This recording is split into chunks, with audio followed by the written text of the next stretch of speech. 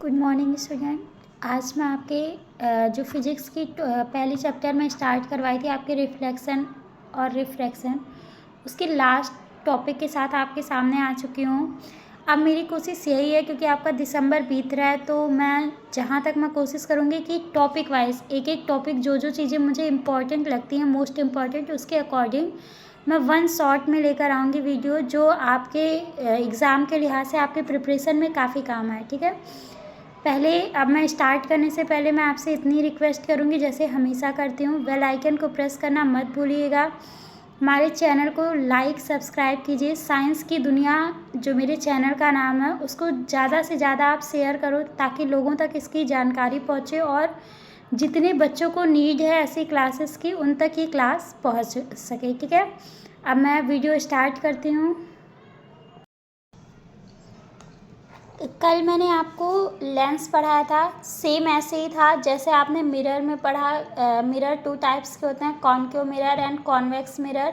Same ऐसे ही आपका lens भी था, लेंस भी टू टाइप्स के होते हैं। बस आपका इसमें डिफरेंस यही था कि आपका जो मिरर होता है वो ओपन होता है, लेंस क्या होता है, दो पार्ट से मिलकर बना होता है, जो कि क्लोज स्ट्रक्चर में हो जाता है। बाकी सारी चीज़ें सेम होती हैं। कॉनकेव में आपका अंदर वाला जो पार्ट है, मतलब जो दबा हुआ पार्ट, आप कह सकते हैं कि वो अंदर की तरह कर्व्ड होता है, उससे रिफ्रैक्शन होगा। और जो कॉन्वेक्स मिरर लेंस होता है, उसमें क्या होता है, उभरा हुआ पार्ट होता है। क्लियर। अब मैं लेंस का फॉर्मूला, आपने मिरर का फॉर्मूला पढ़ा था, 1/f=1/v प्लस 1/u था। ठीक। लेंस के फॉर्मूले में क्या होता है, अगर आप लेंस के केस में बात करोगे तो 1/f=1/v माइनस 1/u। क्लियर। बस आपका साइन चेंज होगा, वहाँ पॉजिटिव था, यहाँ पे क्या हो जाएगा, निगेटिव हो जाएगा।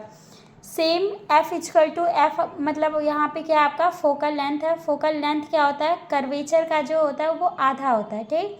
सेंटर ऑफ कर्वेचर का आधा फोकल लेंथ कहलाता है। अब मैंने सारे साइन को फिर से यहाँ समझा दिया। f= distance between f and optical centre. o आपका, जैसे वहाँ आपने p लिया था, ऐसे ही यहाँ पे क्या लिया गया है, o लिया गया है, जो कि ऑप्टिकल सेंटर है। फोकस और ऑप्टिकल सेंटर के बीच की दूरी को हम क्या बोलते हैं, फोकल लेंथ बोलेंगे यहाँ पे। v आपका क्या है, distance of image from optical centre. u आपका क्या होता है, distance of object from optical centre. r आपका distance between curvature and optical centre. Clear. Centre of curvature होगा, यहाँ पे कर्वेचर नहीं होगा सिर्फ। ठीक है, इस चीज़ को ध्यान दीजिएगा। मैग्नीफिकेशन जैसे आपने उसमें पढ़ा, वैसे इसमें पढ़ोगे कि क्या होता है, height of image and height of object का जो रेसिप्रोकल होता है, रेशियो जो होगा, वही हमारा क्या होगा, मैग्नीफिकेशन होगा। यहाँ पे भी हम इमेज का जो हाइट होगा उसको h' सपोज करेंगे, और जो आपका हाइट ऑफ ऑब्जेक्ट होगा उसे h सपोर्ट करते हैं। Clear. Where h' image height from principal axis, h object height from principal axis. Clear इतनी चीज़ें। अब हमने क्या किया है, m=h'/h को क्या किया हमने, इक्वेशन नंबर 1 मान लिया है। जैसे आपने मिरर के केस में स्टडी की है, सेम वैसे आप लेंस के केस में करोगे, कुछ भी नहीं आपका यहाँ पे चेंज हो रहा है।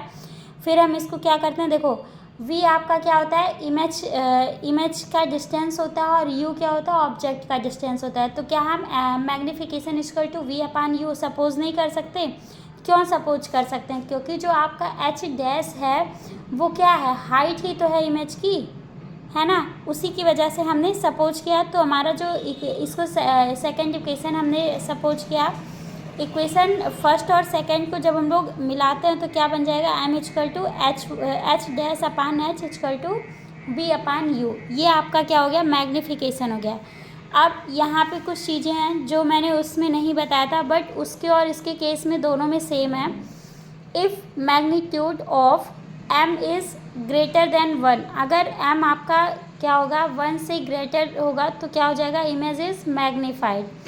अगर m=1, अगर मैग्नीफिकेशन आपका 1 होगा, 1 के बराबर होगा, तो इमेज क्या होगा, सेम साइज, जैसा ऑब्जेक्ट होगा उसी साइज का क्या होगा, इमेज फॉर्म होगा। अगर m इज़ लेस देन 1 तो इमेज क्या होगा, डिमिनिश्ड होगा, मतलब छोटा होगा। अब देखो power of lens, the degree of convergence और divergence of light ray achieved by a lens is known as power of lens. ये आप किसी भी लेंस के पावर को निकालने के लिए हम क्या कर सकते हैं, जो उसका फोकल लेंथ होता है उससे हम डिवाइड कर देंगे, रेसिप्रोकल आप कह सकते हो, मतलब इनरिवर्सिबल होता है। पावर ऑफ लेंस जो है वो फोकल लेंथ के इरिवर्सिबल होता है। क्लियर, इनरिवर्सिबल बोलेंगे। It is defined as the reciprocal of its focal length represented by P. Focal length को हम क्या पावर ऑफ लेंस को हम क्या किससे रिप्रेजेंट करते हैं, पी से करते हैं। इतनी चीज़ें क्लियर हुई। अगर आपको स्क्रीनशॉट लेना है तो आप ले लो।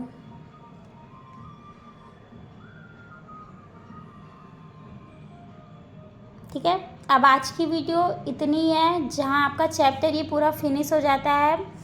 अब इसके बाद मैं देखती हूँ क्या किस तरीके से मैं आपकी स्टडी करवाऊँ जिससे आप लोगों के लिए ज़्यादा बेटर हो सके।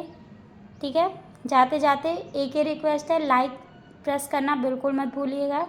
Thank you.